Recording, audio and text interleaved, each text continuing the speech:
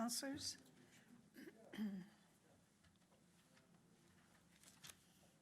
I would like to call the council meeting of February the 10th, 2020 to order. Please rise for the national anthem.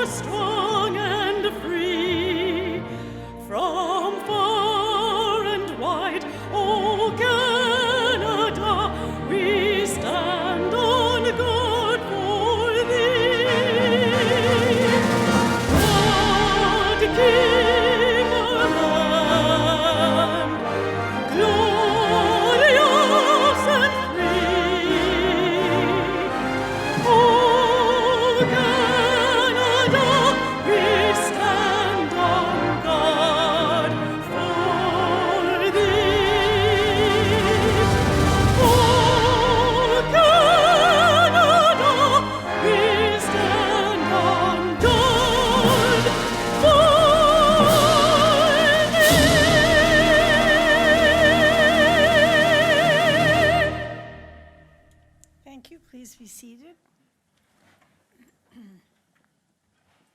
I would like to begin by reading a safety notice. In the event of an emergency, please evacuate council chambers to the nearest exit through the chamber doors to my left and obey all instructions given. And if assistance is required, please see the clerk. Once you have evacuated the building, please gather in the front parking lot outside of Town Hall. Also a reminder, the Town of Lincoln Committee and Council meetings are posted on our YouTube channel. I would like to thank members of the public for attending the meeting this evening and just want to remind everyone of our rules of engagement. To please be respectful while others are speaking and to please refrain from clapping except on tonight's occasion when we have two rather significant recognition and achievements to announce. Thank you. The Shononton people have called these lands home for thousands of years, and more recently, the Anishinaabe and the Haudenosaunee have been sharing the land as one dish, one spoon territory, or treaty territory. We would like to acknowledge the enduring resilience of the First Nations, Métis, and Inuit people who call this territory home. This evening, all members of council are here with the exception of Councillor Reimer. On my right, I have Deputy Mayor and Councillor John Pachiriba, Councillor Tony Brunet, Councillor Diane Rajima, Councillor Adam Russell. On my left, Councillor Paul McPherson, Councillor Mike Mikulik, and Councillor Lynn Timmers. We have an additional item to add to the regular agenda. There will be a motion to waive the rules and add a late addition to the agenda as 16.2 under notice of motion.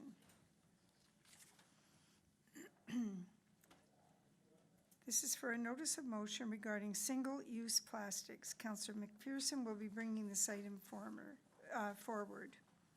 In order for this item to be added as 16.2 on the agenda and considered, we require a 2/3 vote. All those in favor of the motion? Any opposed? There are none opposed. The motion is carried. Do any other members have any amendments to the order of the agenda? Deputy Mayor, did I see your hand? No. All right. Depending on the timing of Dr. Patterson's arrival, I may... Oh, he is there. Like to win. Thank you very much. I was just looking. You snuck in there pretty quickly, Dr. Patterson. All right, we'll move on then. Are there any declarations of interest? There being none, do members have any announcements?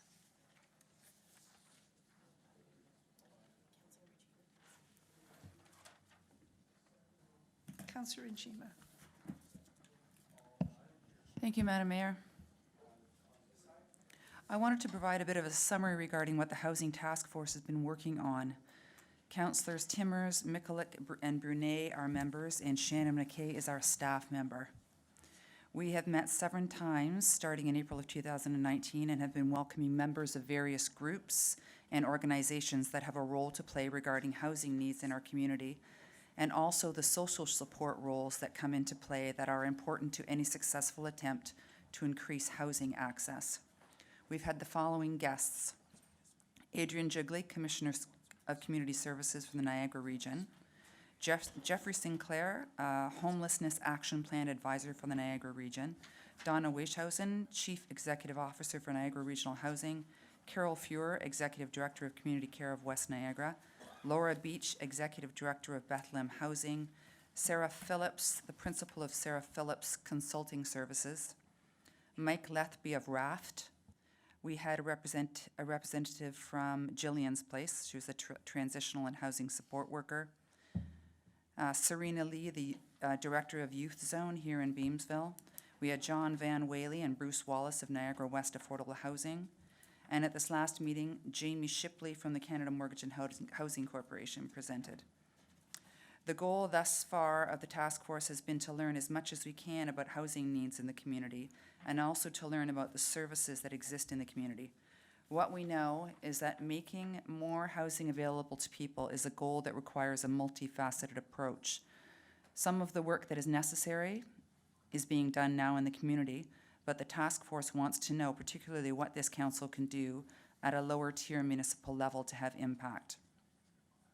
So we are at this point now that we feel it's appropriate for staff to prepare a report to present to council. Today, I'm not sure of the timing of the report and presentation, but I did let the CAO know that I would be asking these questions, so I'm going to turn it over to him now, Madam Chair. All right, thank you very much, Chair Njima. I have a question of you. Have you provided the clerk with a written copy of your comments? No, I haven't, but I will. Thank you. Okay, that's very good. Mr. Kirkopoulos, if you will. Through you, Madam Mayor, just to, I think, pick up a little bit on the councillors' comments, and specifically when staff will be coming back. We do anticipate hopefully coming back at some point next month to give council a little bit of an update in terms of where the Housing Task Force has been. Just to add a little bit to Councillor Rajima's comments, some of the other things that we are doing, we are looking to conduct some tours of affordable housing units in various municipalities in order to get a better idea of how those systems and models work, and one of those is scheduled for the end of this month. We're also working with the Niagara Home Builders, and you'll hear the term affordable housing. The Niagara Home Builders Association is also looking at housing affordability, which is definitely a little bit different than affordable housing and rent geared to income and the various elements of housing and how we look at that housing continuum. So we are working with them, looking to build awareness around that continuum, around what that term means. We're looking at the service provider gap analysis and working with the region specifically on that element, as well looking at our own municipally owned developable lands here in Lincoln and how do we partner with various agencies. Just last week we met with Habitat for Humanity, who is looking at a very different model and expanding their service offerings. So no shortage of discussions with private landowners as well that are going on. And so we anticipate coming back and providing council more of an information update in the coming months. Thank you. Thank you. Thank you very much. All right. Just for the general interest of the procedural interest of council, it would appear now, because you're all becoming very interested in special projects, that we will need Madam Clerk to look at a process of council reports, as this section is really for ward meetings and events and public notices. However, it's very appropriate that Chair Njima bring a report. The timing is very good, and I would ask Madam Clerk to look at it and the opportunity for that to be placed on the agenda so that everyone has adequate time to provide those reports, which I think are very important. Now, we come to item number 9, which is recognition and achievements, and I'm very pleased that we have such a large audience tonight. This is what happens when you invite the whole team. You know that you're going to have an audience, and we're going to have a lesson in civic politics. And tonight, you're also going to have a lesson in what happens when you have goals, life goals, and you work extremely hard, and you become an influencer in your community. And that's what this is all about this evening. So we will now be recognizing Dr. Dan Patterson, Niagara College President, to receive the Mayor's Medal in recognition of service. Dan has been president of Niagara College since 1995. His tenure will conclude in June 2020. Niagara College, as many of you know, is recognized for its excellence as a leading post-secondary educational institution, not only in Canada, but globally. Niagara as a whole has benefited from Dr. Patterson and his leadership, as well as his passion for education, its students who attend all over the world, for unique and innovative programs, community engagement, and partnerships. He is a pusher, and he gets things done. So I want you to remember that. It's our pleasure tonight to recognize Dr. Dan Patterson and all his accomplishments. Specific to Lincoln, we have recently signed a memorandum of understanding and look forward to continued success and partnerships in the future. What you started, Dan, is what we will continue. And we will always be encouraged by yes, which is Dr. Patterson's form. This is Dr. Patterson. When you see this, you think of Dan Patterson, and you know that good things are going to happen. And of course, I'd be remiss if I didn't say we will also be making you an honorary citizen of the town of Lincoln so that you'll be able to come across the canal to visit here. You're welcome anytime. In fact, we want you to visit even more, that you will have time on your hands. So Dan, please come forward to receive the Mayor's Medal. I'll ask Deputy Mayor John Pachriva to come up with me on behalf of the town of Lincoln, and we'll have some photos taken. And then I'm really hoping that because we have this room full of young people, that you will do your shtick and encourage them. Very much.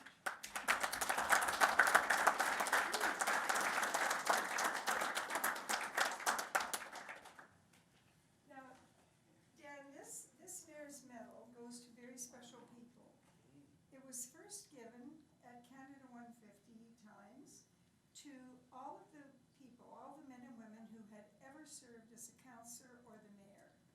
And the pins have this special little green crystal in them.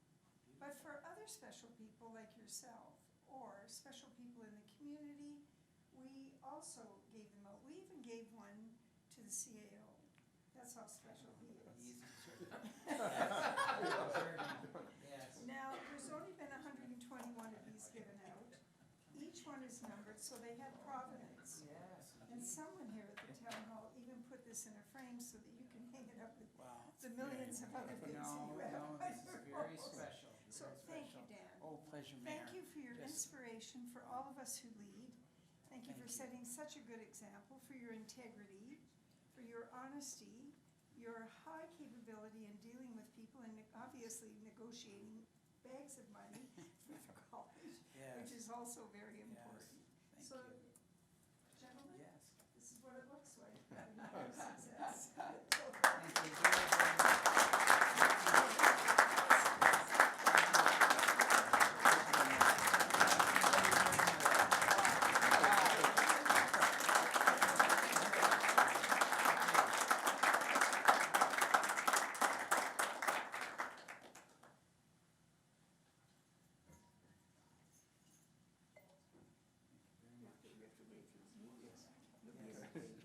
Thank you very, very much. Okay, right.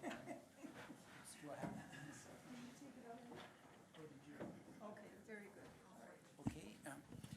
you're on. Well, thank you very much. I realize that you have a very busy schedule ahead of you, but this is very moving. I want to thank you very, very much for this wonderful opportunity. And this looks like a recruitment opportunity for Niagara College, too. So I've got to kind of balance.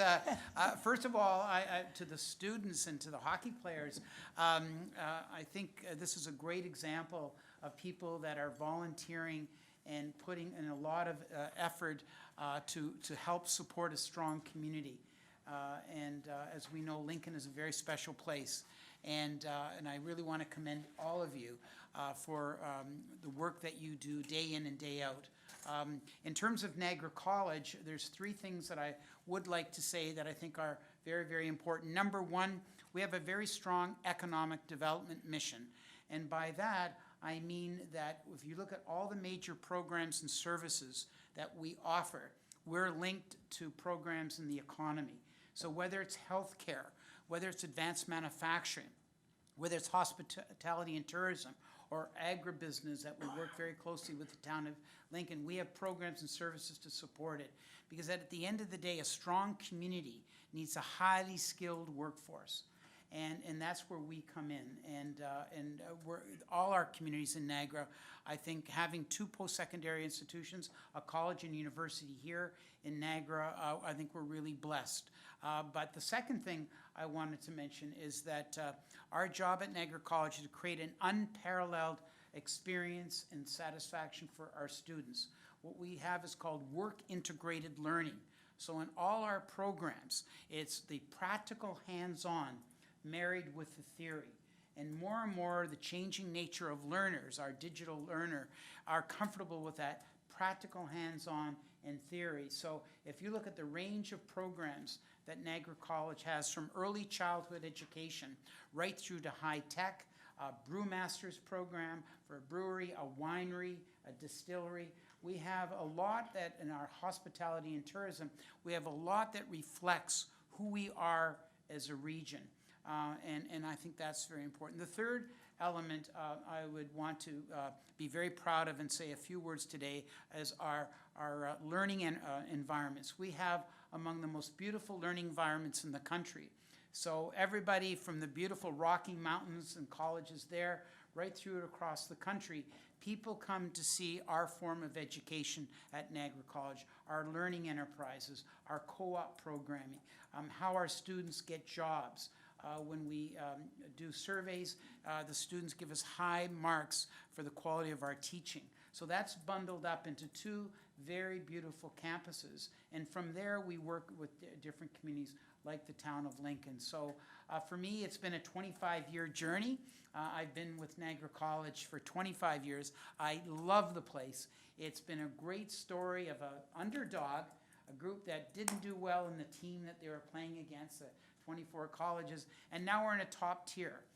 And that's because of the passion, the commitment of all the staff at Niagara College, and our link to Mayor Easton and Mike, the CAO, and all people, because we're only going to succeed if we engage with our community. So tonight is a very special night for me. I think in Canada we don't honor and celebrate enough people that have gone the extra mile. And so for me, I'm very moved by this gesture. And again, as you start your careers in hockey and in school, it is about hard work, determination, and trying to make a difference in this world. So again, all the very best to your endeavors and to the town of Lincoln. Again, thank you so very much for your leadership, your commitment to community. So thank you very, very much. It's a very special honor. Thank you, Dr. Patterson. It is our pleasure. Thank you.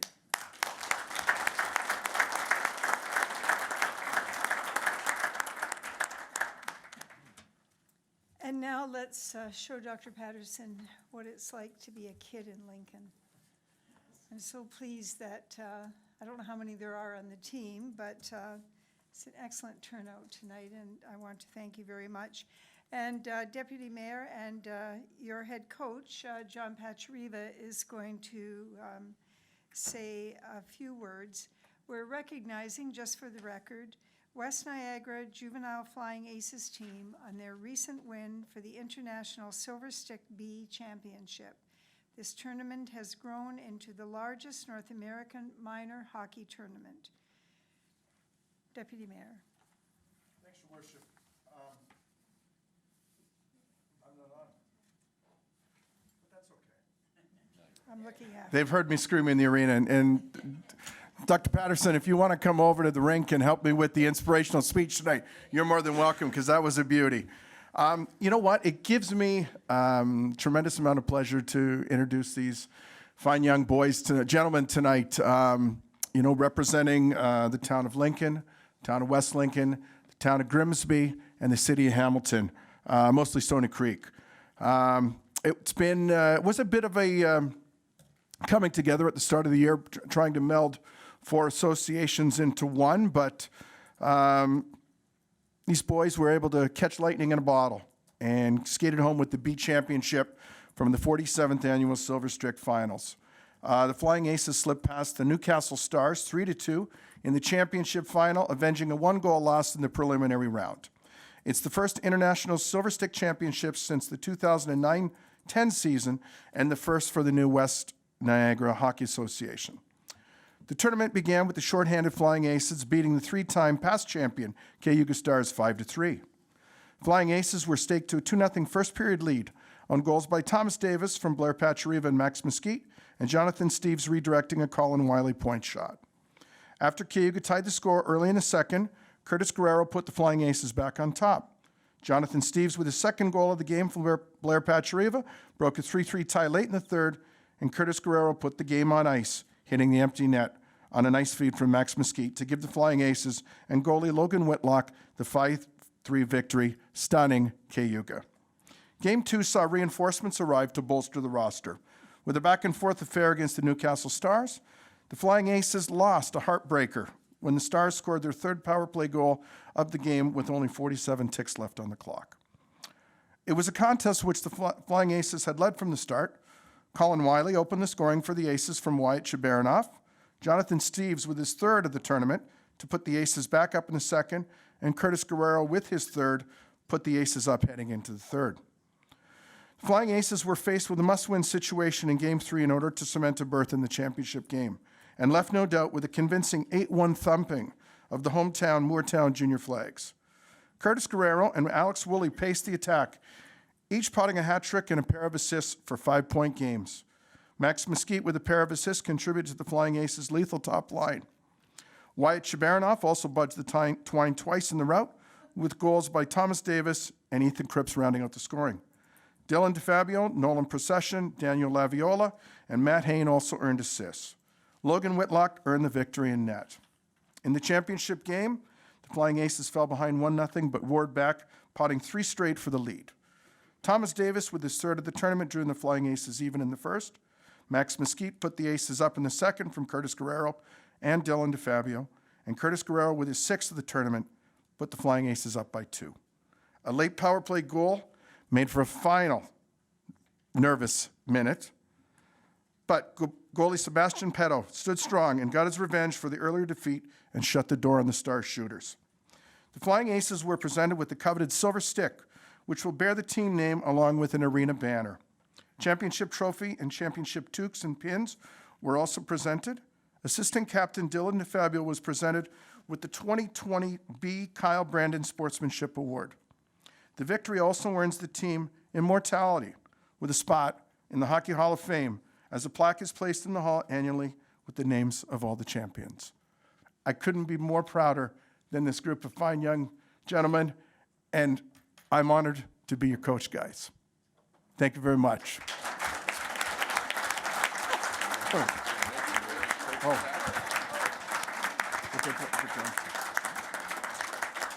And I'd be remiss, Your Worship, if I didn't announce my staff as well. So we've got our trainer and athletic therapist, Ruel Mesquite.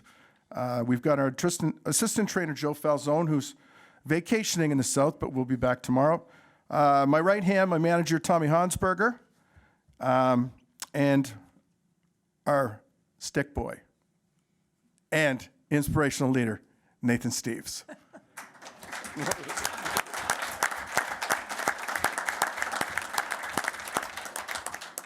say anything, Deputy Mayor, about goosebumps. Between the goosebumps and the nervous stomach, Your Worship, yes. It was a weekend packed, and you know what? The boys have picked up from that tournament and won our first game of the OMHAs on Saturday night, 4-3, and we play again tonight at 8:30. So if you're not doing anything, stop by the arena. You'll see some good hockey. I think it's the shirts myself. I was telling some of the gentlemen earlier that I think the logo and the colors are outstanding. I can certainly understand why you're proud to wear them, and I'm sure it makes you play better. They're great. Well, from the rest of the council, I want to, and the staff, of course, I want to thank all of you on behalf of the town of Lincoln and wish you continued success in the future. And it is our great pleasure from time to time when these occasions arrive to have the teams come in to receive recognition, because we know that you work very, very hard to get to the point where you can play hockey well enough to pull off a win like this.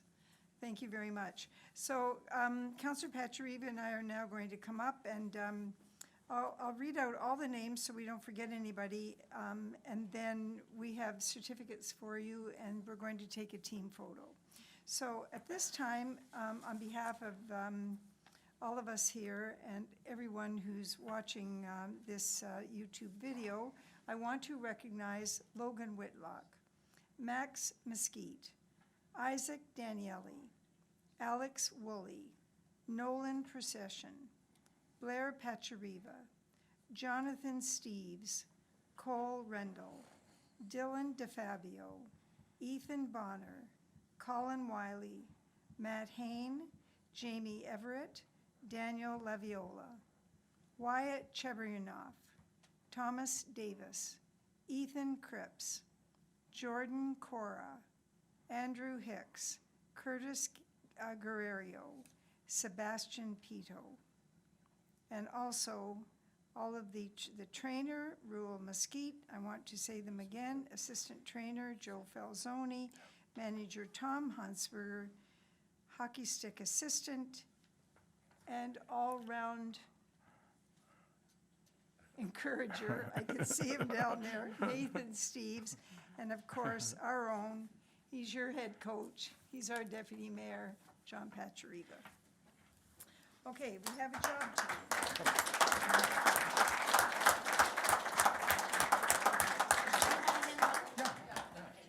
No, not at all. Sure.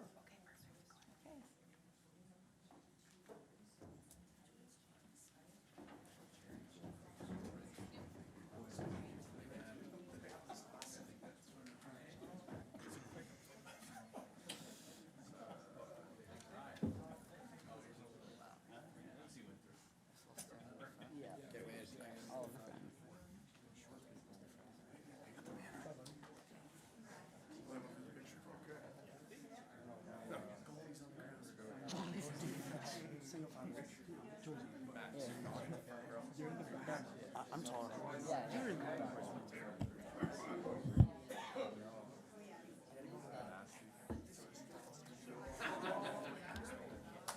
Oh wait, yo, I gotta take your spot. Troy's right here, Troy's. Right here, buddy. Right here, buddy.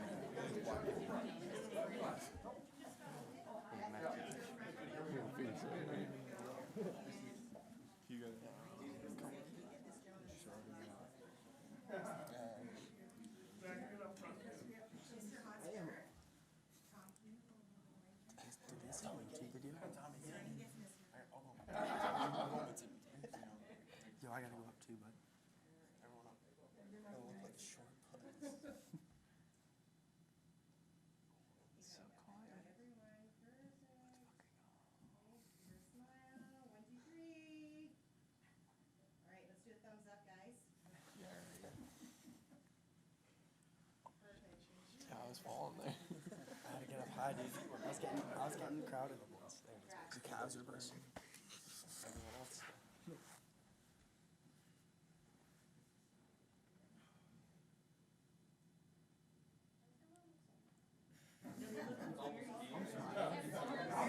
I'm smiling.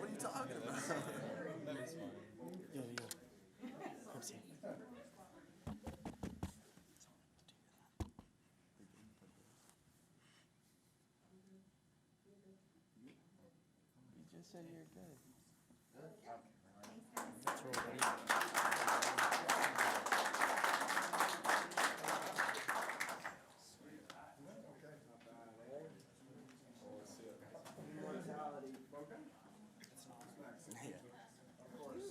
Did I? Okay.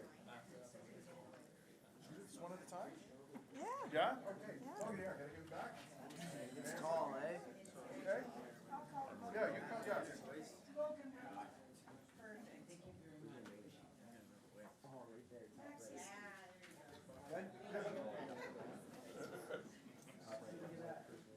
Isaac Danielle. Alex?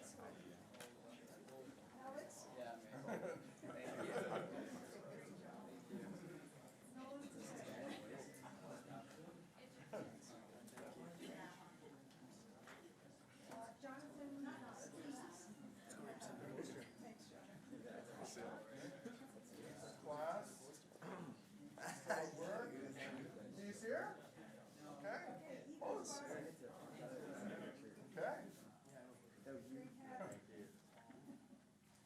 Colin Wiley.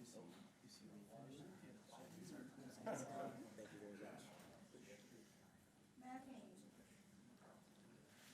Thanks, Matt.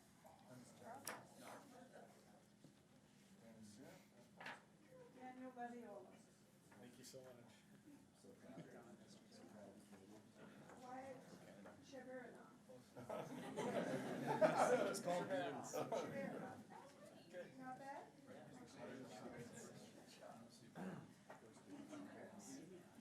We call them beans for short. Yeah. Makes it easy. We call them beans. Cripsy. Okay. Jordan Shora, or Cora.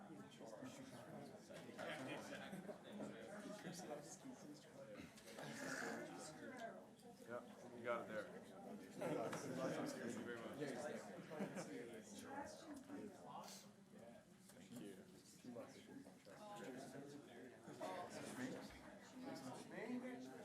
Thank you, Worship.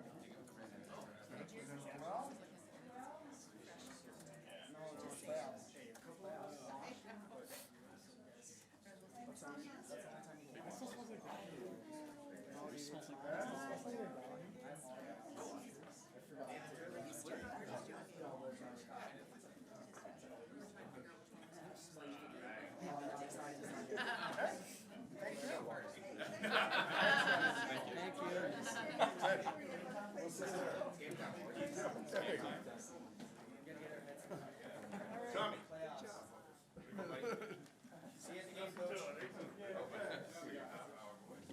JD, the goal Max scored in the finals. Yeah. The goal Max scored in the finals. I was on. Okay, I will. I got hammered into the board. I'm okay though. okay. Get in the gears. Well, also I know that. Sacrifice myself. You didn't mention him. In case you missed it. All right. He's got school. Miss this? Can you do it? His mom wouldn't let him miss school. Yeah. Just want to say thank you on behalf of the team for acknowledging that. You're very welcome. It's our pleasure. Thank you. All right, council members, we're on item number 10. Motion to approve council minutes. And we are now considering item 10.1, council minutes of January 20th, 2020. Do members of council have any questions or comments? There being none, I have a motion moved by Councillor Mikulik and seconded by Councillor Timmers. Approve the minutes of the following meetings of council. Council minutes of January the 20th, 2020. Your pleasure on the motion. All those in favor, hands held high. None opposed. The motion is carried.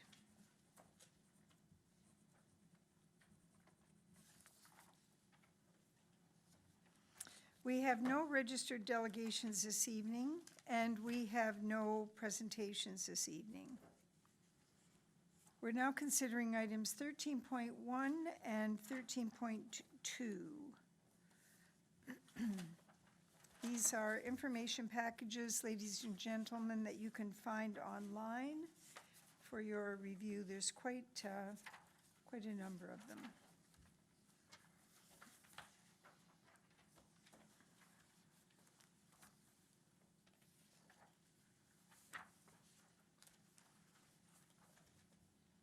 Is there any that, do any members have any that they want to draw to attention?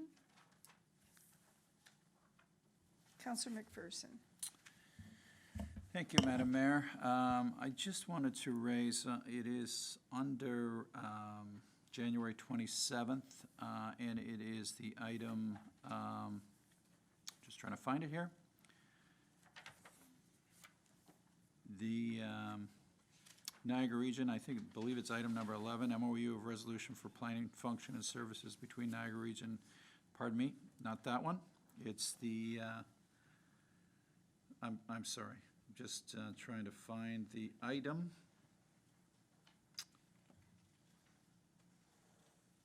It was the one,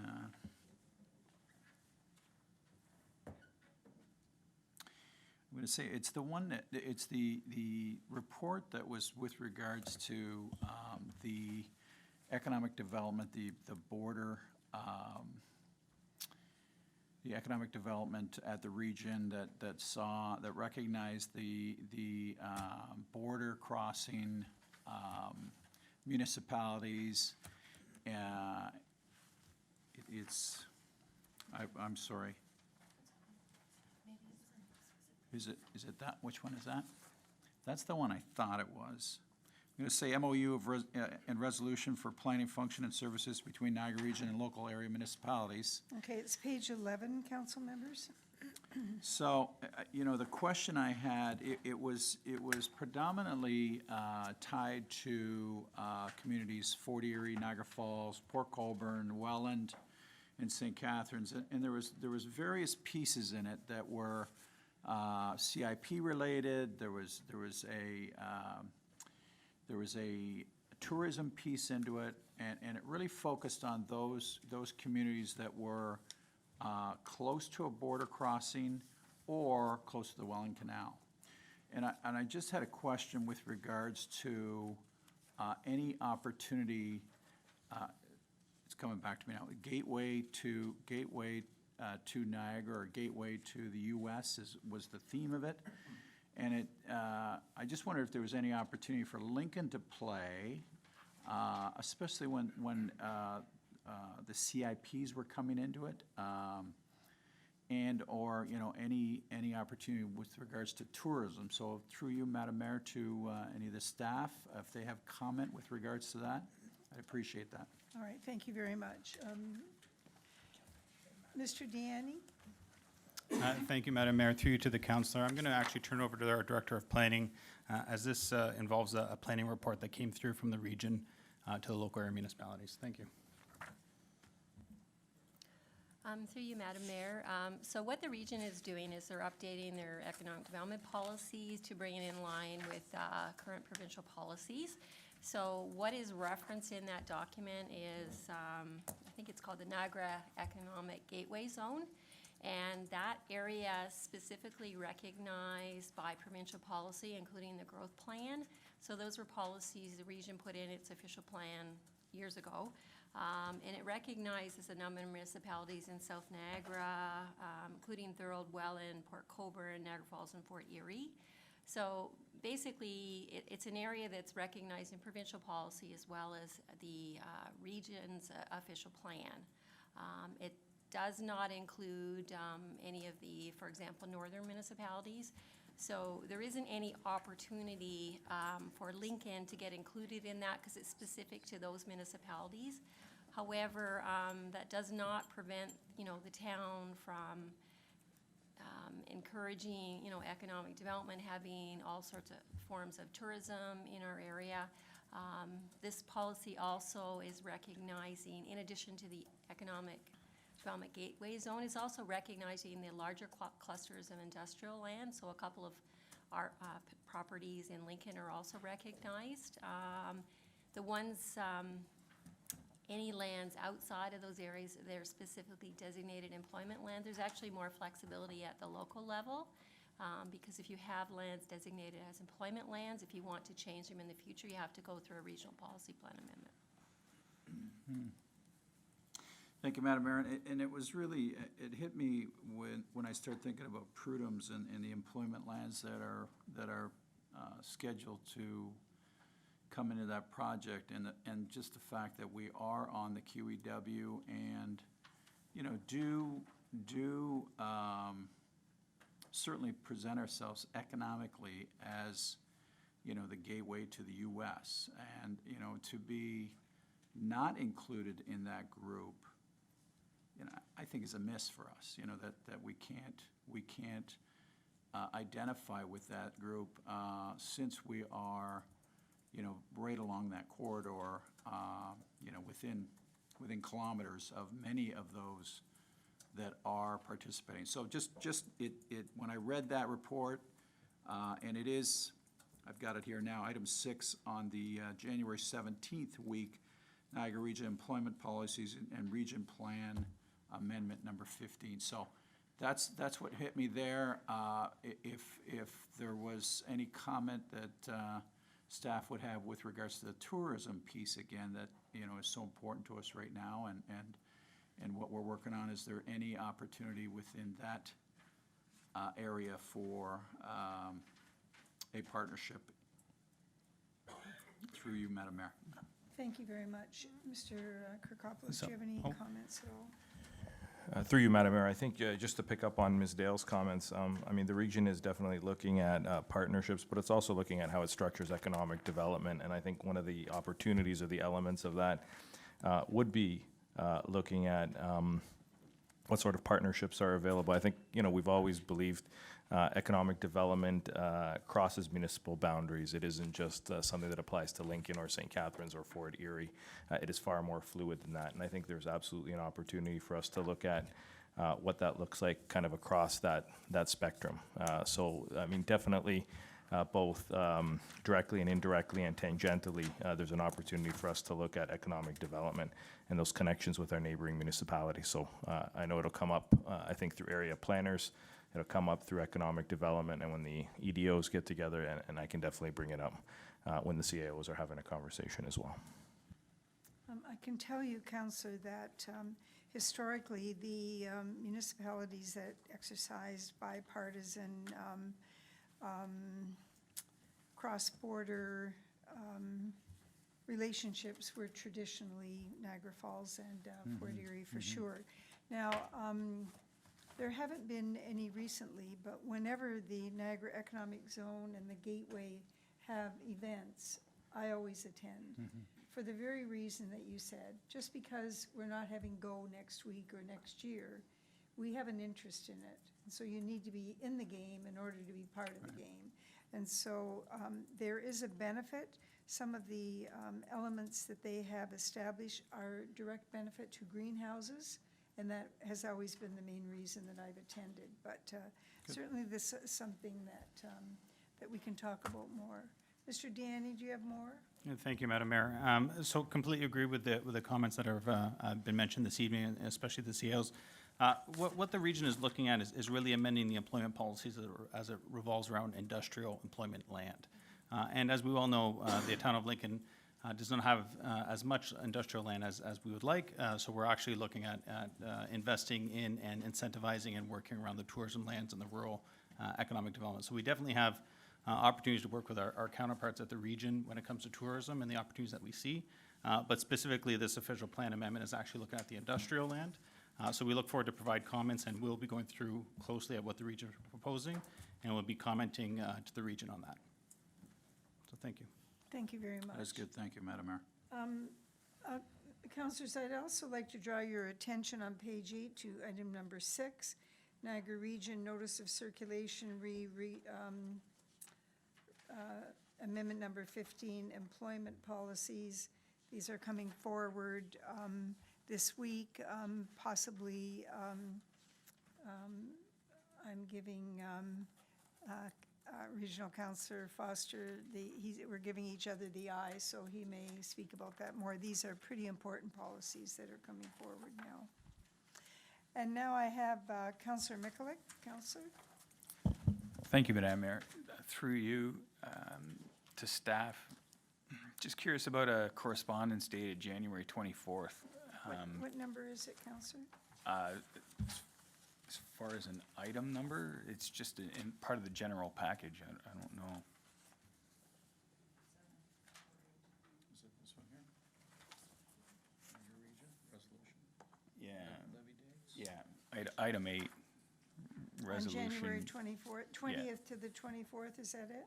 Yeah, it's dated the 24th with regards to resolution approval of interim levy dates and Yes. amounts. I'm just curious, when I look at the numbers and what each municipality is levied, can I get clarification as to how those numbers are determined, or what, how the levies are calculated to each municipality, as far as what our allocation is? As How far, it's arrived at? Certainly. Ms. Trawala?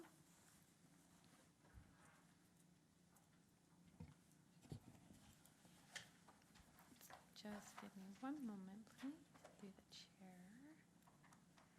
Trying to pull it up.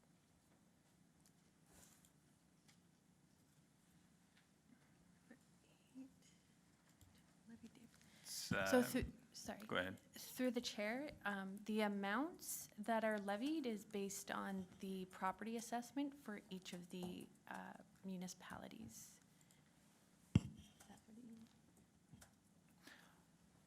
Oh, so it's not the number of properties, it's not population-based, it's based on the total overall assessment of the properties within that municipality? Yes, that's correct. Okay, thank you. All right. I don't see any other names. I guess, the correspondence seems to be getting more interesting. We should probably let the staff know when we've got questions so that they can be, so it's easier for them to respond. That's a good discussion. Thank you very much. I have a motion moved by Councillor Timmers and seconded by Councillor Russell. Receive and file the following council information packages. Council Information Package, January the 17th, 2020, Council Information Package, January 24th, 2020, and January 31st, 2020. Your pleasure on the motion. All those in favor? None opposed. The motion is carried.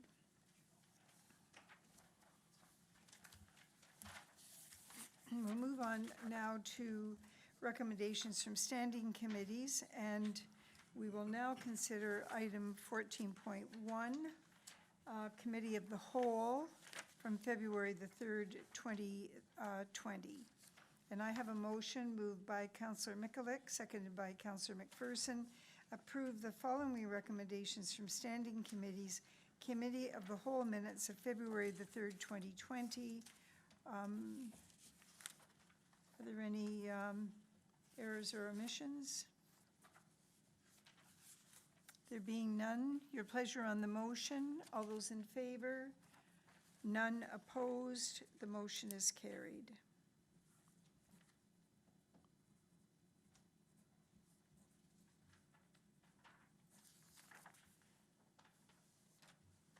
There is no correspondence this evening. We have a notice of motion that I spoke to earlier. And this requires a 2/3 vote.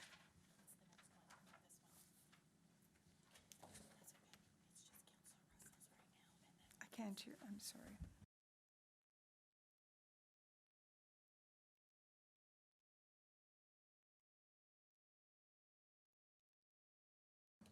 This motion is one that Councillor brought forward on December 16th, 2019. Councillor Russell, do you have any comments on your motion? Would you like to introduce it? Thank you, Madam Mayor. As mentioned in the December council meeting, myself and Councilor Renchema have heard this situation prop up. For me, the last year and a bit, for Councilor Renchema, probably a lot longer, and also other council members even longer than that. That there has been some notification from residents that there are some rodent issues in the town, so we would like to bring forward an attempt for staff to create some, or put some thought or coordination into alleviating some of the concerns by residents, either by seeking some assistance from regional public health, or looking at other like programs that might be available in other municipalities to see if there's something that we can do to implement here to alleviate some of the burden that some of our residents are finding. I'd like to thank some of the staff for already giving some input into this, particularly Director Dave Graham, who over the last year and a bit has provided some feedback and taken some complaints and mapped out some of the concerns that have been hot spots. So again, it's something that's near and dear to the residents in Ward 1, and I'm sure is also cropping up in other wards, so we'd like to bring this forward. Thank you. Very good, Councillor Russell. Councillor Renchema, you're part of this. Do you have any comments? Thank you. Thank you, Madam Mayor. Just everything that Councillor Russell has just said. We've heard about it consistently. You know, it comes and goes. It's a little heavier of a concern at times than it is at others. But people genuinely are at a loss with what to do. They don't know what to do. They don't know where the rodents are coming from in their particular yard, where they're coming from, what they can do about it. They just don't know. So they need some assistance. So that's why Councillor Russell brought this forward, and I'm seconding it. So thank you. Okay. All right, planning staff, Ms. Dale, do you have any comments to this motion? Through you, Madam Mayor, actually, probably staff have, based on the motion that's put forward, what staff are going to do is, you know, do some investigation. We've already done some preliminary investigation, and we will be bringing some recommendations forward if this motion gets passed. All right. Now, members, you have a copy of the motion in your package. Do you have any comments? I have Councillor Mikulik. Thank you, Madam Mayor. Through you to staff. Just curious, does this fall under the animal control bylaw?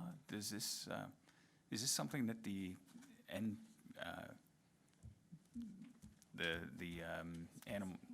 what is it? SPCA, or is it Okay, the we'll SPCA? find Is out. it something that they are to be dealing with? Ms. Dale? Through you, Madam Mayor, this is actually something that, depending on the circumstances, because there's, you know, depending on how people keep their properties, it can attract rodents. So this would be something that would be potentially covered through our property standards bylaw. Okay, perfect. Thank you. Councillor? I have no other speakers. I do have a motion moved by Councillor Russell and seconded by Councillor Renchema, whereas residents have been identifying an increase in the number of rat infestations on their properties for over this last year, and whereas even though staff will visit affected properties and provide advice, residents increasingly have seen the number of rats remain steady. And whereas in the past, Regional Public Health has presented at various municipalities about the associated risk and mitigation tools available for rats, and whereas Niagara Falls and St. Catharines have already enacted bylaws and programs to support rat eradication. Therefore, be it resolved that staff be directed to immediately consult further with the region on alternative solutions that could be implemented to help our residents cope with this situation, and that staff provide their recommended solutions, including estimated costs for a pilot project that aims to develop a potential rebate program for extermination or other tested and evidence-informed approaches to deal with issues around rat infestation, and that staff ask Regional Public Health to attend council and present information that could be circulated in a pamphlet to homeowners as per previous actions in other municipalities where pamphlets titled Control of Rodent Infestations which provide advice on how to make properties less attractive to rats and rodents, was circulated. Now that I've read the motion, are there any questions from council? Any further questions? All right, your pleasure on the motion. All those in favor, hold up your hands. None opposed. The motion is carried. Thank you very much, councillors.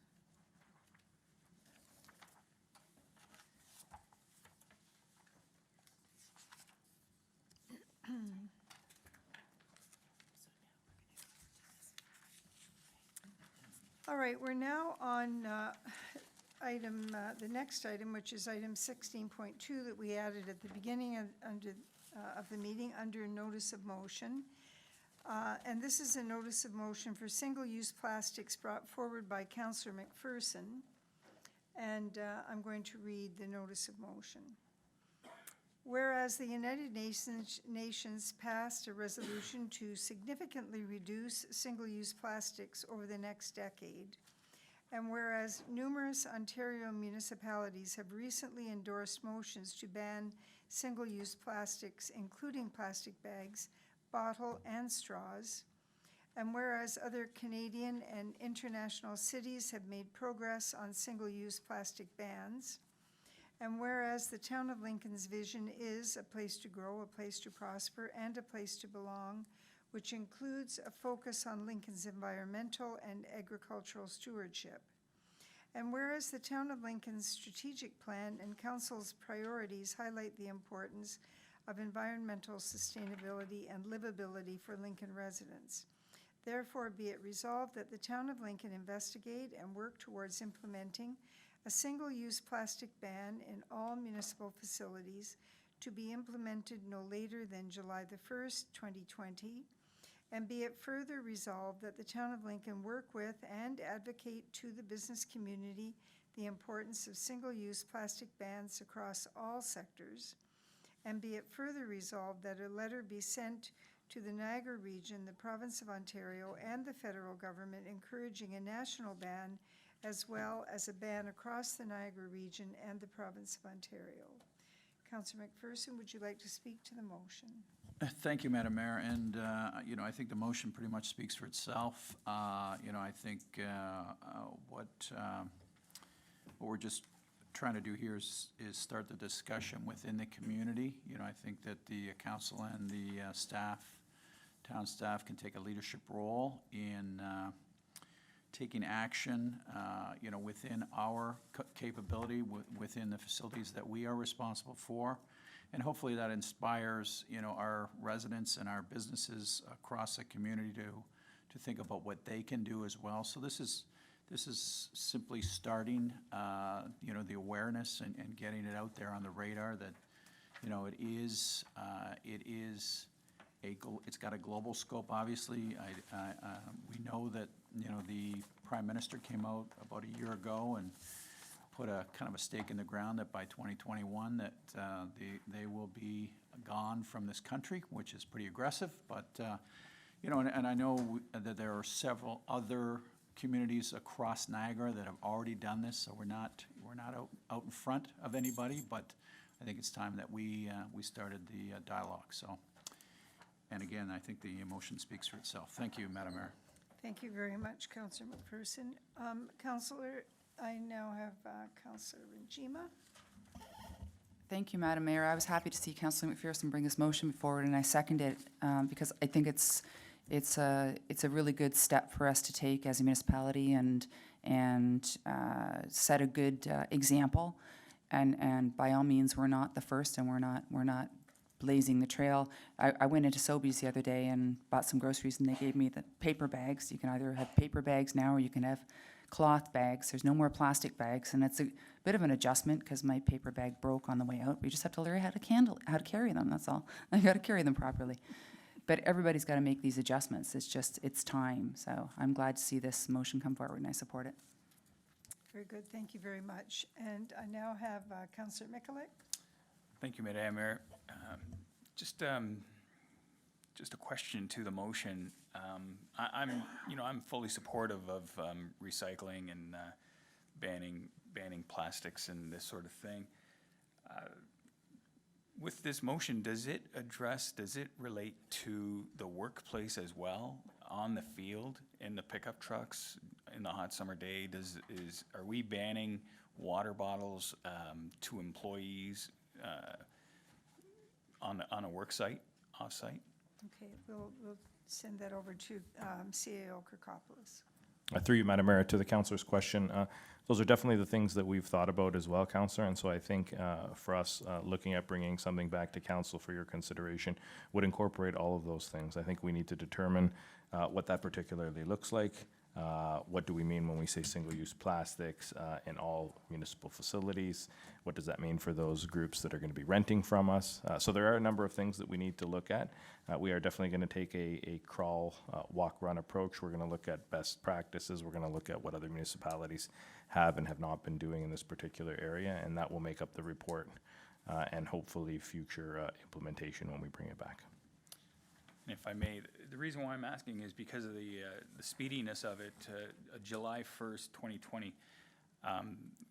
Do we have it within our budget to facilitate this ban that we're proposing?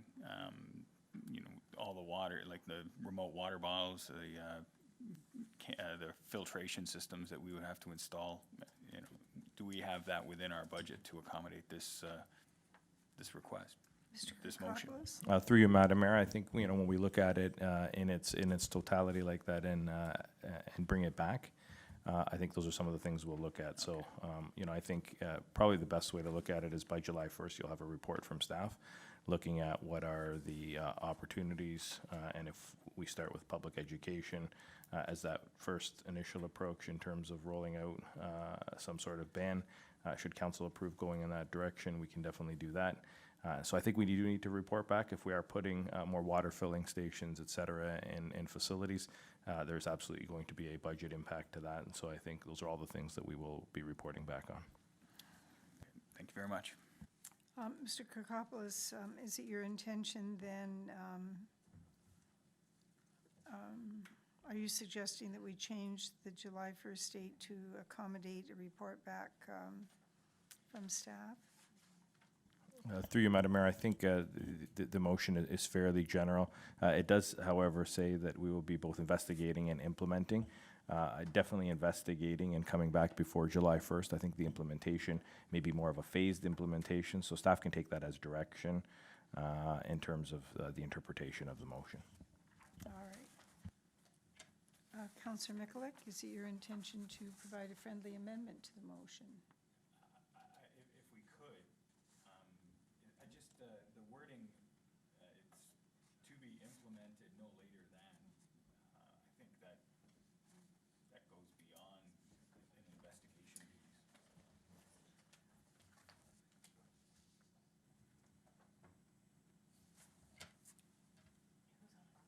Mike. I'm waiting for Mike. Can we put Councillor Mikulik back on?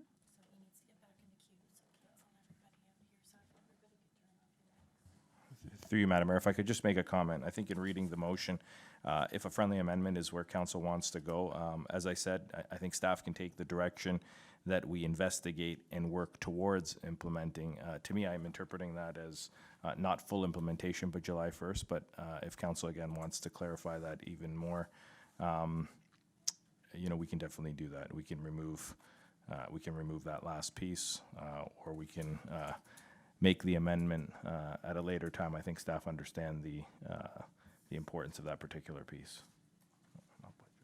It would be quite simple just to say to begin implementation no later than July 1st.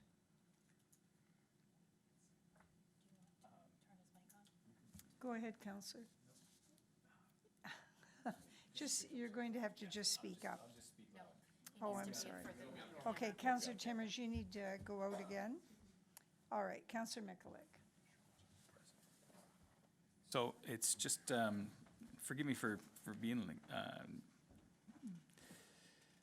town investigate and work towards implementing a single-use, work towards implementing Would it be the implementation of or the implementation of what do we implement, you know? Under the paragraph at the top of the page, therefore be it resolved that That's the what I'm town of looking, Lincoln yeah. investigate and work towards implementing a single-use plastic ban in all municipal facilities. To be implemented no later, what exactly are we implementing? Okay. What, you know, just to be Mr. clear. Kirkopoulos is going to clarify. Yeah, Through you, Madam Mayor, if I could make this. I know it's a third time, but. No, that's okay. Absolutely, Counselor. If I could make a suggestion that it read as follows. Therefore, be it resolved that the town of Lincoln investigate and work towards implementing a single-use plastic ban in all municipal facilities and report back by Perfect. July 1st, 2020. That way we report back, we talk about what that work towards that ultimate ban looks like. And I think that achieves on all sides where we're intending to go. Thank you very much. Are you satisfied with that, Counselor? That satisfies me. Very good. Thank you, Madam everyone, for Clerk, your did you have- patience. All right. Okay, I now have Counselor Brunet. Thank you, Madam Mayor. So my comments would be a little bit repetitive at this point. You know, I am happy to see Councilor McPherson and Councilor Benjamin seconding this. You know, I think, you know, we all want to be good stewards. We want to make sure that we're walking the walk and talking the talk, and environmental and sustainability is important to all of us. And certainly, you know, as Councilor Benjamin, you know, alluded, you know, places like Sobeys have eliminated plastic bags and gone to paper, and that's great. And I know everywhere we go, my wife refuses straws. We have 12 steel straws that we take on our vacations, and these are all great things. I guess similar to, you know, this is being introduced and considered tonight. So I guess through you, Madam Mayor, I don't have any problem with, you know, the basis of what we're doing here. Some of the wording where we're talking about banning and we're talking about implementing, I had some concerns. You know, there's no doubt that we can make these strides. I guess my concern, through you, Madam Mayor, I would like, because, you know, this, as far as I know, this hasn't been discussed, so I do have a concern with that July 1st date on what, you know, stress we're putting on staff here in terms of when I look at what we're doing here or what we're asking. You know, I mentioned to the CAO earlier tonight, you know, this harkens me back to, I think, 2015, when we were putting some onus on the community about celebrating Earth Day. And we were taking some heat back then. I think it was 2015 when, you know, we didn't turn the lights off in our facility, but we were celebrating Earth Day. So, you know, I just have some concerns, Madam Mayor, and I'm just wondering, I don't want to make a big deal of this, but I just don't know the discussion that has already taken place, because to me, this kind of borders on, you know, issues as a municipality when we're renting out, for instance, the Lincoln Center, our summer rec programs, our vending machines in our arenas, you know, and the sale of Gatorade and water bottles. And it talks about, you know, to me, it then talks about enforcement and policing. And I just don't know how that all plays out. I don't want to undermine the general motion and what we're trying to do here in the environmental sustainability stewardship. I just have a bit of an issue that we're maybe asking our staff, and I guess, you know, this is an investigation, and that's fine. I just had a problem with the wording of the banning and the implementation. I just hope that, you know, we're not asking our staff here to, you know, to be kind of, you know, coming up with a magic wand that maybe we can't really live up to, because, again, you know, if we're going to walk the walk, we have to talk the talk. And if we're going to do this, you know, we have to make sure that, you know, policing, like, as, you know, as Councilor Michalak said, in the workplace, you know, how it affects, you know, our facilities and our rental space and people using those rental spaces. So I don't know if staff would want to comment at this point, if it's premature, but those are my comments, and I appreciate it. Thank you, Madam Mayor. Thank you very much. I'm going to ask Mr. Kirkopoulos to respond. I think we're pretty much dealing with that same paragraph, Mr. Kirkopoulos. Through you, Madam Mayor, I think I'm a lot more comfortable with an interim report now that we've amended the wording, as per the previous conversation through Councillor Mikulik. So I think it does give us that flexibility to come back at some particular point in time by July 1st, and if nothing else, have an interim report when we start looking at this. I know Director McKay and I have already had some preliminary conversations on this exact matter, and the complexities of the matter and you know, the layers of the onion specifically when you start looking at this particular motion.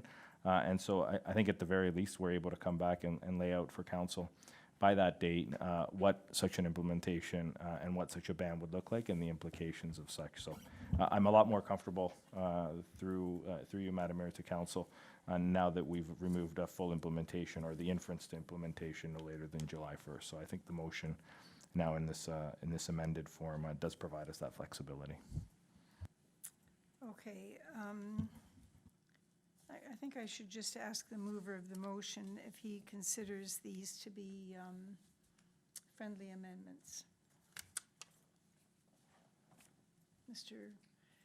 Councillor McPherson, Councillor Timmers, I'm sorry, if you wouldn't mind. Thank you very much. Councillor Pachariva, or Councillor McPherson, sorry. Okay. Councillor McPherson. Thank you, Madam Mayor. And as I opened, you know, really the intent of the motion is just to start the discussion. You know, this was not intended to draw a line in the sand in any way. You know, I think what we're trying to do is get this on the table and walk through all of these scenarios, absolutely. So I am very comfortable with a report coming back the 1st of July. Thank you, Madam Mayor. That's great. Thank you very much. Now, Councillor Pachariva, questions? Yeah, thanks, Your Worship. I mean, same along the lines of Councillor Bernay's, like, you know, we've probably got contracts signed with companies with vending machines. And, you know, the other thing would maybe be, you know, something like this coming forward, and I know you want to get everything, but sometimes when you try to be all-encompassing, you can't be everything to anyone. So like the second line, plastic bags, straws, great. But until industry changes on delivery of bottles, so Gatorade, water, Charles Daly Park, Canada Day, it's sometimes 35 degrees, and we're handing out bottles of water to our volunteers because there is no potable water there. Kids bringing Gatorade to the arena, to day camps, staff having it. Are we opening up a whistleblower policy on, you know, staff drinking out of a bottle? So I would remove the word bottle too. Bring back the report. You know, plastic bags and straws is a great first start, and let's see where we go. Okay, thank you very much. Councillor McPherson, I'll ask you again. How do you feel about that? Thank you, Madam Mayor. I do have an issue with the councillor's recommendation. I think we do need to take all those things into consideration, and we do need to take Charles Daly Park into consideration, but to take the word bottle out, I think takes a significant part of the goal of the motion away. So I really don't want to see that leave the motion. And I think that when the staff goes through the analysis, we can expect that there will be suggestions, recommendations for Canada Day at Charles Daly Park. Thank you, Madam Mayor. Thank you very much. Mr. Kirkopoulos? Through you, Madam Mayor, I was just going to echo, I think similar comments. Some of the reporting back that staff will do will definitely highlight some of the concerns that Councillor Pachariva has likely brought up in terms of implementation and what that would look like. Okay, thank you very much. And now I have Councillor Russell. Thank you, Madam Mayor. Just further to Councillor McPherson's point about the importance of maintaining that the component of the bottle in there. Having worked for one of the major soft drink companies in the past, one of the reasons that we really need to start putting pressure on them is because they're not going to change their behaviors. They can, they have the ability to, but it's just easier to market their products using plastic, which not necessarily, again, benefit for the entire society, but benefits them exclusively. So I think the more municipalities, the more groups that put pressure on them, they will then maybe start changing and developing new standards or new ways to facilitate their product to the public. And I think motions like this are going to add to that pressure, and I think it's required going forward. So I support Councillor McPherson in the inclusion of that term. Thank you very much, Councillor. And Councillor Timmers, I'm sorry that you were being bumped. Do you have any comment that you would like to make? Please go ahead.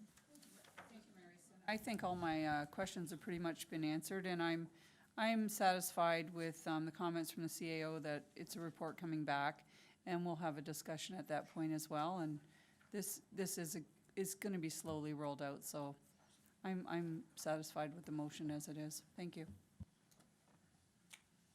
Very good. All right, we'll vote on the amendment first. And if you would look at the notice of motion in your package, we are at the 6th item down where it begins, therefore be it resolved. And the new wording is, therefore be it resolved that the town of Lincoln investigate and work towards implementing a single-use plastic ban in all municipal facilities, and provide an interim report no later than July 1, 2020. All those in favor? There are none opposed. The motion on the amendment is carried. Very good. Now, we will consider the entire motion, and I'm not going to read it again because you have it all in front of you, and we just did the amendment. So I have a motion moved by Councillor McPherson, seconded by Councillor Renchima, that as amended, your pleasure on the motion as amended. Councillor Pachariva, we're going to do this again. We're voting on we voted on the amendment. You were out of the room, but it was fine. It carried. We're now voting on the entire motion as amended. I'm not reading it again because you do have it in front of you. Your pleasure on the motion. All those in favor? None opposed. The motion is carried as amended. Thank you.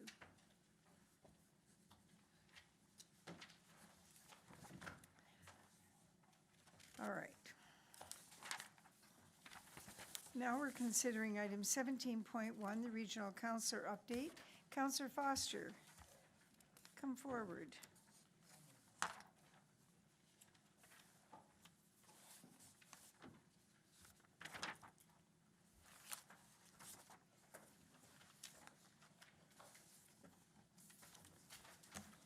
Good evening, Mayor Easton and Council. Interesting discussions this evening, to say the least. Before we get into my report, the comments by Councillor McPherson around information from the region, I was really pleased you brought that forward as a discussion point. We're going through the official plan at Niagara Region. This is a big to-do. The last time we went through an official plan at Niagara Region, or the last time it occurred, the town of Lincoln, I don't think was terribly well heard on a number of things. So I would suggest strongly as we circulate the reports that particularly in the planning area, which I know you have an active interest in, but making sure that everybody knows and understands what it is that's being discussed within it. It's critically important for the future of this town as well as the region itself. I did provide a report to you on a couple of the things that are going on in quasi my life and / the region. So a couple of things around the AMO. I'm hoping most of you are going to get an opportunity to attend AMO again this year. I'm going to be running for the regional caucus, so unfortunately most of you will be registering as OSAM members or the small urban municipalities. I'm hoping the mayor considers registering as a regional one.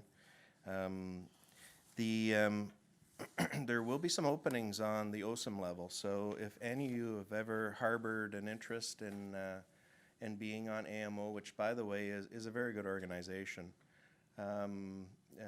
this would be the time to do it. I suspect there's going to be at least 2 openings within the OSAM group, so definitely something you might want to consider. And the OSIM conference itself is in Paris, going on from April 29th to May the 1st. So I'm going to be making an appearance there for one day. There's quite a good program that they have in place, and I suggest you go to the AMO website to have a look at that.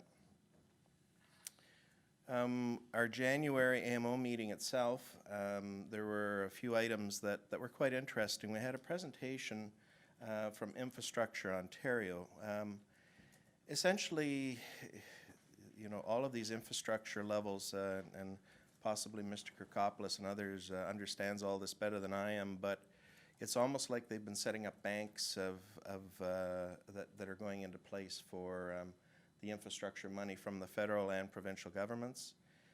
They have a new group that's now in place, and so they were introducing to us at the AMO group the team and also some of the investments that have been and are being made.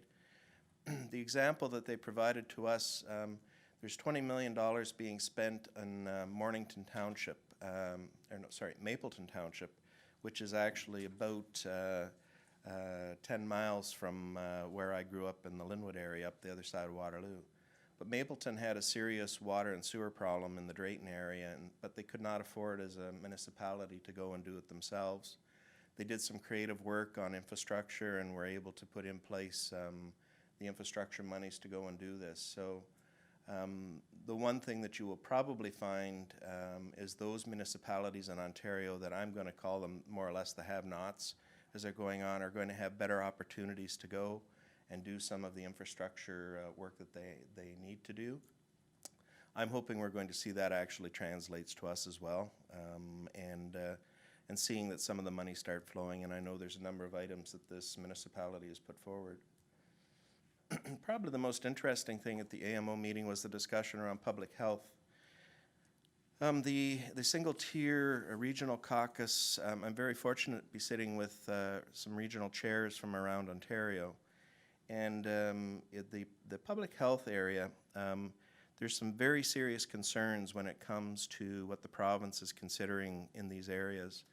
And one of them is really quite simple. It's the fact that how is this going to be paid for? One of the things about the region of Niagara is that, you know, it is the funding area for public health, but they're leveraging the HR, the legal, the buildings, most of them that are being made use of are Niagara region buildings type of thing. If you start looking at bigger conglomerations with this, the question is who's going to be paying for those services as we move forward. And it's a legitimate question back into the provincial government as they start looking at these types of things. So anyway, the regional chairs themselves were quite fascinated with this one and have been themselves putting back through concerns in that area. The SWIFT program, I'm a SWIFT director. I am the director on SWIFT for Niagara Region. SWIFT is the Southwestern Ontario infrastructure group that's putting in place fiber into rural communities. There's a tremendous amount of money being spent to go and do this. Niagara is on the list for this. I have some concerns, and I'm going to be in discussions with my CAO and others at Niagara Region to talk about what we can do to move things along a little faster with this. Lincoln, we're very fortunate that most of it is relatively well taken care of. The problem is we have a vast rural area up where Lynn is living, et cetera, that really truly do need the infrastructure put in place to enhance what it is that we have going. So anyway, more to come on that one over the course of the next few months. I also put some information for you on the region and waste management. That's more, I put that for you as information. Some of the points that are well worth knowing and understanding about where waste is, or waste management, I guess I should say waste at the region, waste management at the region. So that's something that I would suggest that you take a look at, and feel free to outreach to me if you have concerns. I appreciated talking with Councillor Mikulik ahead of the meeting tonight about some concerns that he has with this area. So, you know, please do reach out to me on this particular file. It's going to become an interesting one, to say the least. I have some good news for ourselves here, and Mayor Easton and I received an email on Sunday from Carolyn Rael concerning 2 pilot projects that are going to be done here in town. So I'll just read it to you. The region is launching a pilot project at 2 intersections in Lincoln that we have been in discussion over regarding safety as it relates to heavy vehicle traffic and pedestrian movements. The intersections to be equipped with traffic monitoring equipment will be King Street and Ontario Street, and the other is going to be Mountain Road and King Street. The technology will monitor travel patterns and provide in-depth analysis for safety concerns at each of these intersections. And it's going to be related to conflicts between pedestrians and motorists and heavy vehicles. So both of us are very pleased that we're going down the road with this. And this was passed on to Mr. Graham as well, who I'm sure will be involved as that gets set up. So I think that's it. I have, it was very interesting, having been a long time Lincoln councillor and now being involved with Niagara Region. I had one of those happy experiences the other day, and it was at Farm Boy down in St. Catharines, as I went there to visit that new store for the first time. And I had a gentleman from 11th come up to me. Honestly, I did not recognize him, but he says, "Rob Foster, you helped me with some planning issues back a number of years ago. So, you know, the thing that you guys do around this table have a direct effect on all the citizens of this town, and really in the end, they really truly appreciate it. So keep up the good work that you guys are doing, and we'll try to do the same down at the region." So anyway, thank you. Thank you very much. I'll entertain questions of clarification on any items that the councillors brought forward. Councillor Timmers. Thank you, Mary Easton. Through you to Councillor Foster. Thank you for being here again. It's nice to see you here on a monthly, regular basis. It's great. I do appreciate it. As far as the SWIFT, I remember a few years back with discussions around SWIFT. I don't know if it's still, is SWIFT only available if there is no other provider within that area? That's what I understood a few years ago. Has that changed? So what SWIFT is really all about, and by the way, it is led very much so by the Western Ontario Wardens Council, okay? It's the wardens of the various counties down through southwestern Ontario are the lead on this. Niagara is a supporting agency, so we provide funds to help with the organization, but we're not necessarily a lead organization, and I'm on that board representing the interests of Niagara with this. SWIFT, what it does is it provides funds. What it does is it does an RFP. And what it does is it goes out to all the various organizations that might potentially want to put fiber into the rural areas. And they provide an incentive to them to go and actually do it. So it's one of those a third programs. A third federal, a third provincial, and then a third is the private industry that goes and puts these in place. And the whole idea of it is to encourage the development out into the rural areas that they wouldn't necessarily be doing in the first place. So right now we have 3 signed contracts, and they're going to be putting shovels in the ground within the next, I believe early in April is when they're going to be starting. But in Lambton, Wellington, and there's a third one that we have as well, Haldeman. So the problem is that the federal government has some very good programs that they have come out with subsequent to what it is that was originally set up with SWIFT. And it's a bit of a problem for us looking at this. The rule of thumb is that we're either involved with SWIFT or we're on our own and running our own program to go forward. And so that's the point in time that we're at right now with this, is trying to decide, do we continue down the road with SWIFT and have it the one that's going to be leading us through this challenge, or do we break out and go on our own? That is a whole series of discussions that have to go into place yet. So, but the federal government has been kind of mean to us because they have put a very attractive program to do this outside of the programs that we have seen. So. Well, thank you for that, because there's been a lot of discussion around SWIFT over the last few years. I don't know if you're aware, but currently they're running fiber up in Camden, just in the within the urban boundary though, so I'm outside of that. So anyone outside of the urban isn't going to be able to access that. They're currently doing it, like they've got shovels in the ground right now doing it, but. Just to let you know too, is that what very typically happens with fiber going into those communities is that it's a consortium effort as well. So whoever's laying it, it might be Bell that's putting it in, or it might be Rogers, or it might be whomever. It's NRBN. But the other ones get to go along with it. I mean, they pay each other to go and make use of that particular technology. So that's very positive, by the way, for Camden. Well, thank you for that. And I just have one other question, Mary Stin. Regarding the traffic monitoring, that's great, fabulous. King Street, Ontario, Mountain and King. Are they going to be permanent, or or would they be moved? Will this be moved to, like, say, Victoria and King at some point, or? This is a pilot project for the region to go and do this, okay? This is the first time they've essentially done this type of work with the technology that they're putting in place. And the intention is to keep it in place for a year to go and basically give us a full picture of what's going on with these intersections. And, you know, we could always, everyone around this table are going to say, yeah, they're going to find there's a lot of traffic going through there, and yes, there's specific issues that are going on with those intersections.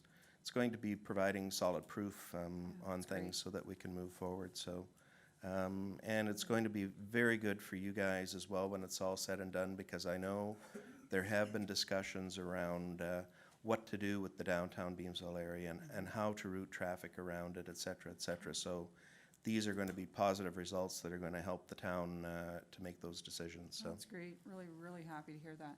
Thank you, Mary Stin. Thank you very much. And Councillor McPherson. Thank you, Madam Mayor, and thank you, Rob.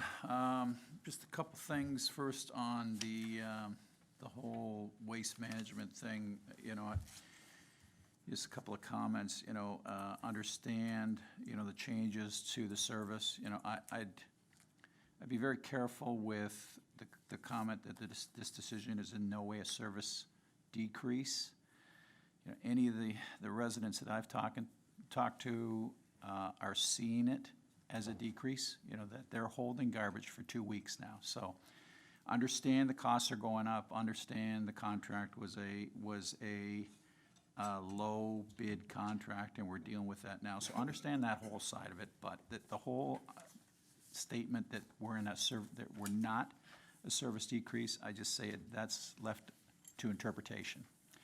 The Niagara Falls situation is just, you know, very, very frustrating, and frustrating in that, you know, this didn't come out prior to the contract, and you know, certainly there had to be discussions that went on that would have led Niagara Falls to air their issue prior to us signing any kind of contract. And, you know, I really hope that our representatives at the region will be holding their feet to the fire, that our residents are not going to absorb increased costs as a result of Niagara Falls deciding they don't like it now, and they're bailing, and, you know, we're left holding the bag. So I know that's very legal, and there's a lot to it, but I think that, you know, we've got to fight for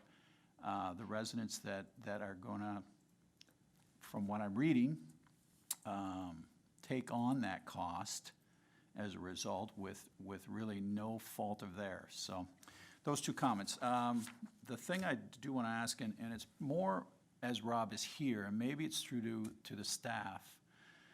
We were, Councillor Timmers and I were at the Age Friendly committee meeting last Thursday evening, and the U-Link discussion came up, and the discussion around the regional on-demand system.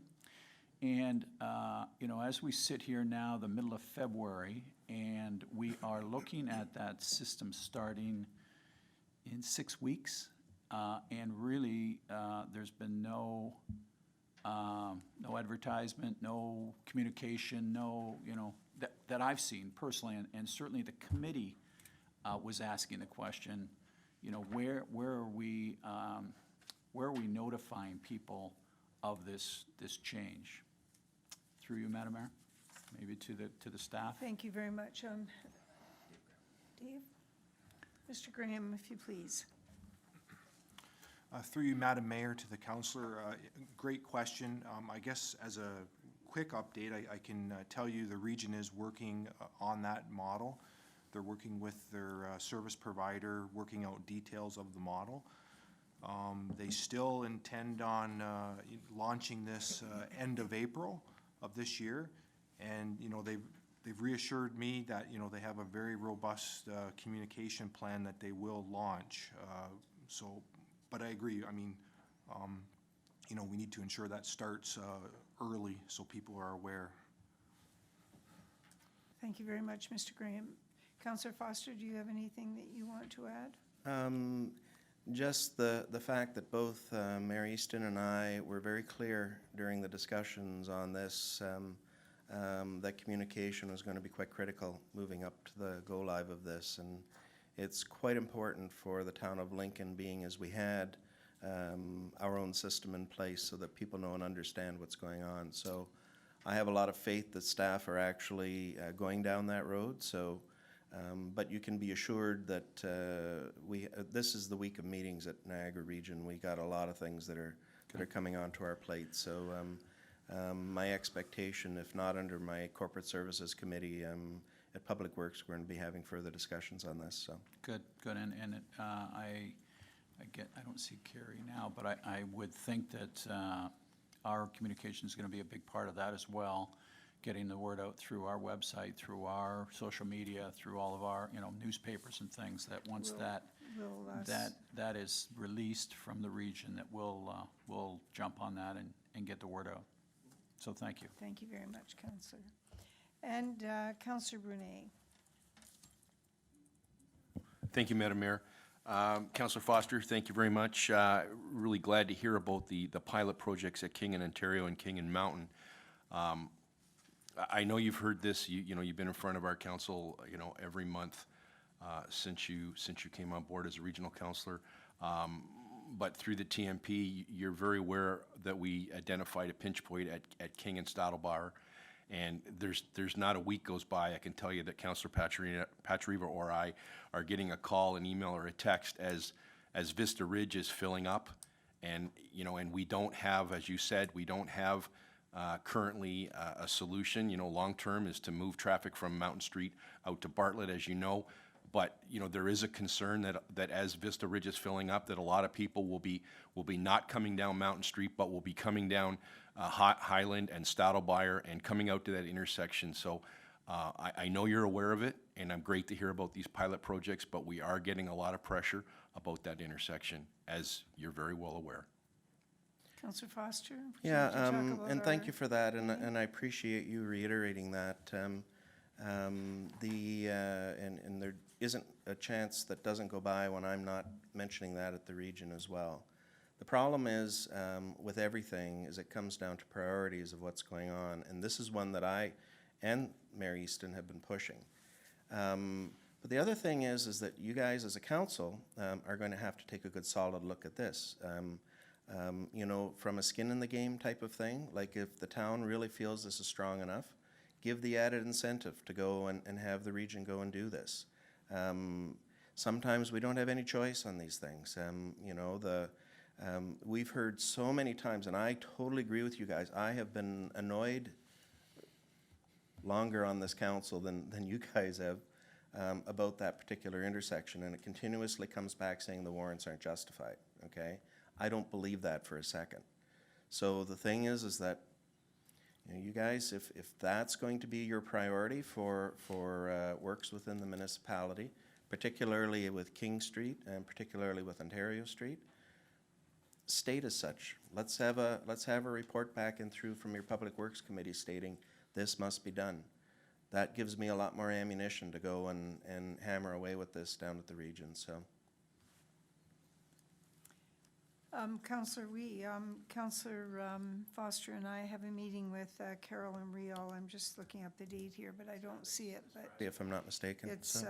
it's being scheduled. I thought it was Friday as well. Yep.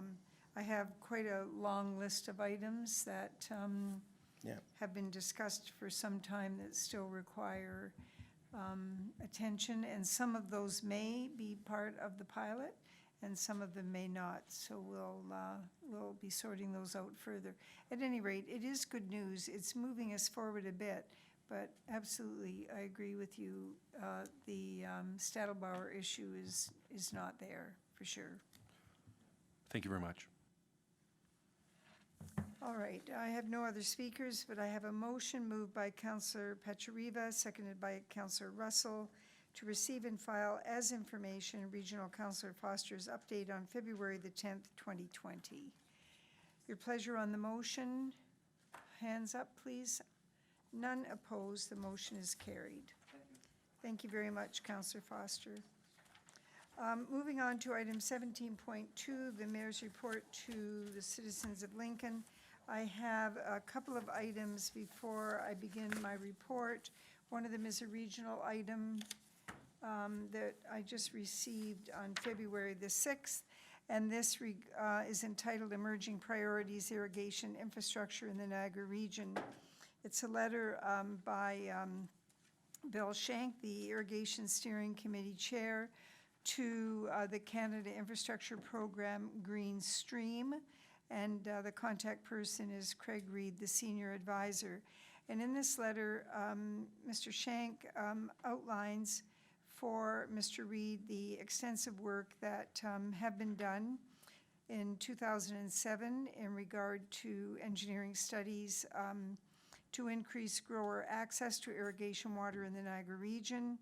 And those studies and the Irrigation Strategic Action Plan that was done in the fall of 2017 are the backbone of our continued work to identify data gaps. And I think I reported to you earlier that we have hired on the basis of a contract position, support through the provincial government, Mr. Hugh Fraser, who is leading the group now in Niagara, 3 pilot projects, one in St. Catharines, one in Niagara-on-the-Lake, one in Lincoln. And he is asking Mr. Reed that irrigation infrastructure be identified as a specific eligible project category in all future intakes of the program, and recognized in program guidelines that all of the municipalities that make up the Niagara region are eligible applicants. So again, slow baby steps, but we are making some progress on this. So that's for your information. And I also wanted to reinforce that earlier, near the end of January the 29th to be exact, we received a memo from Carrie Beattie, and so this is for members of the public, to share with them that we've updated functionality on the town's website to include community organizations, the ability to post events, activities, programs, meetings, and festivals happening in Lincoln. Mr. Kirkopoulos, I'm going to ask you what the access should be for anyone who's interested in this. Certainly of note to any of our community groups. Through you, Madam Mayor, absolutely correct. I think your comment in terms of access of all our community groups to submit this information through to our communications officers is the proper approach. And we'll be doing some proactive outreach, both through community services, as I see Ms. McKay has been looped into this, and some of those connections are already made, and through Ms. Beattie. Very good. Thank you very much. All right, and for my report to the citizens of Lincoln, good evening, ladies and gentlemen, and welcome to the Mayor's Report of February the 10th, 2020. I thought I would talk this evening about engagement and decision-making. Over the past month, I've noticed that there are a few of our neighbors who are identifying with discussions that council is having, which will eventually lead to decisions. And there have also been public open houses and public information centers that some of you have attended in order to become familiar with the issues of interest to you. On the matter of cannabis, the town halls that were held were very well attended and participation was high. This level of involvement does influence the final result, which will be a policy statement on how cannabis will be managed in the future. Very little policy has been provided by the federal or provincial government, and that leaves the cost and time to develop a comprehensive report to local municipal staff. Since January the 20th, we have also held a public open house on the comprehensive zoning bylaw, which has a significant impact on how land is used for housing, for industry, and commercial retail business. It also identifies the natural heritage features of Lincoln. There will be more of these in the future, and your attendance will ensure that your concerns are identified in the new plan. It is worth your time to pay attention to major decisions such as land use that, once approved, provide council with future directions. In addition, both the province and region have a significant influence over this policy, and it is worth your time to understand the extent of that influence. On February the 5th, the Public Information Center was held on the public property sign bylaw. This issue has been of considerable concern to many citizens who have provided input into the current draft that is under discussion. How do you view the current variety and number of signs all over Lincoln? Overall, we are also reaching out via newsletters, social media, council ward meetings, and other means.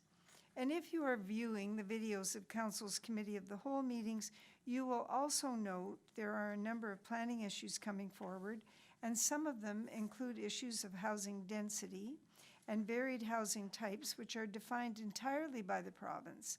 Preservation of our natural heritage, which is shared by the region and local government, and heritage property issues, which are directed by the Local Heritage Committee as guided by the Provincial Heritage Act.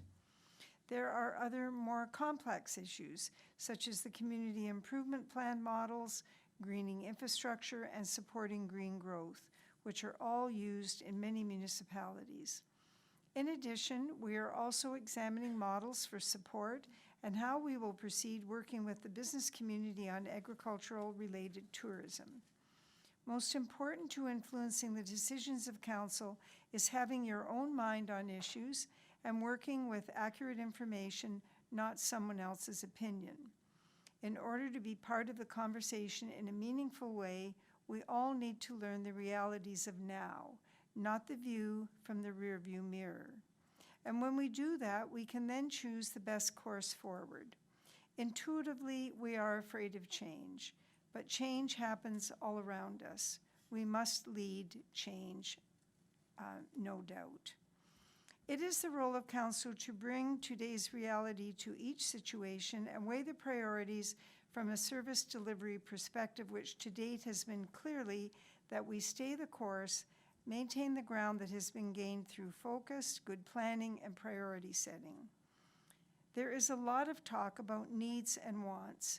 And I would say that in more and more situations, the wants are becoming serious needs for many.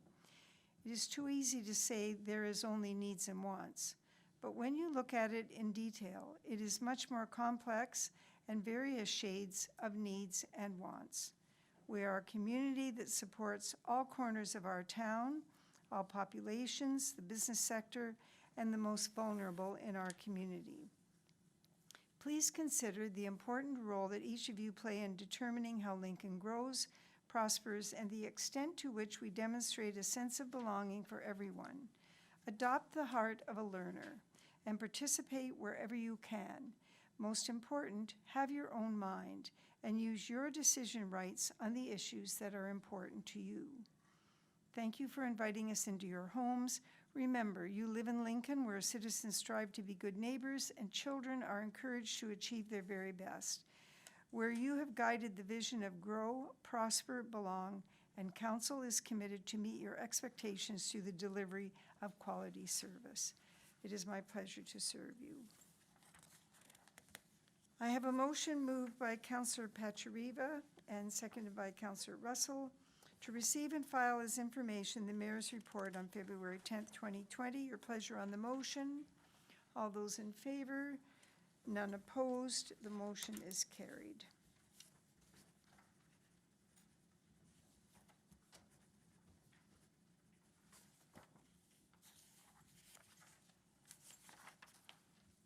We're now considering items 18.1 and 18.2. This is a motion to consider confidential items. I have a motion moved by Councillor Pachariva, seconded by Councillor Russell. Under Section 239 of the Municipal Act, notice is hereby given that council adjourn to closed session in order to address confidential item regarding labor relations or employee negotiations as it pertains to collective bargaining, and to consider closed session minutes of council January the 20th, 2020, and committee of the whole February the 3rd. Your pleasure on the motion, councillors. None opposed. The motion is carried.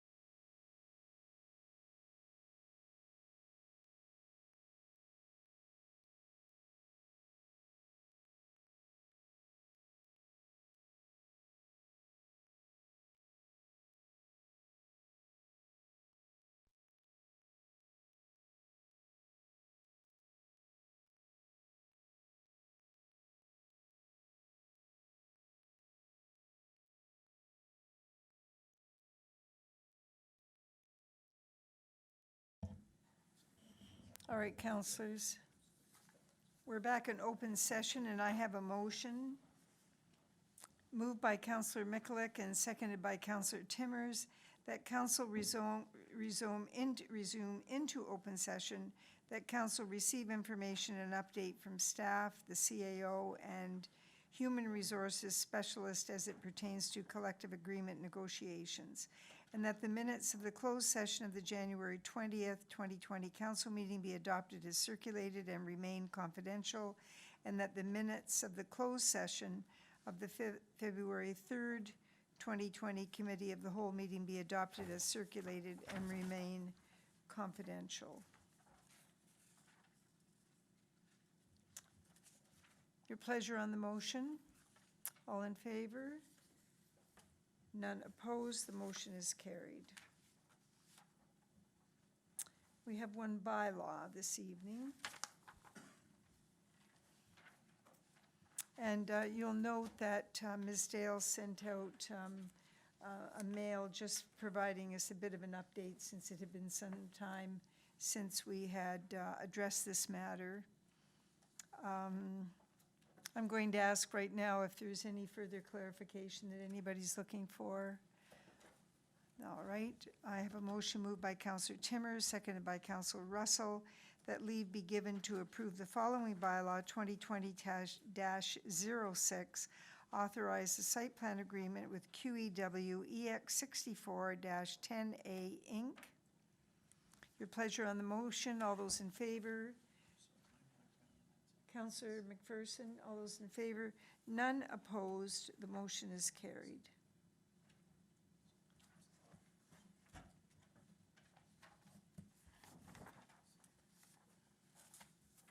I have a motion moved by Councillor Timmers and seconded by Councillor Mikulik that leave be given to introduce bylaw number 2020-07, being a bylaw to confirm the proceedings of council at its meeting held Monday, February the 10th, 2020, being read a first, second, and third time, that bylaw number 2020-07 be enacted and passed, and that the mayor and clerk sign and seal the said bylaw. Your pleasure on the motion. All those in favor? None opposed. The motion is carried.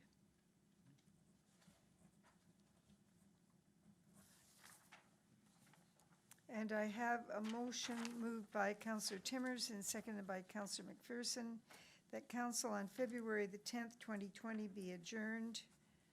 All those in favor? None opposed. The motion is carried. Thank you very much, staff. Thank you, councillors.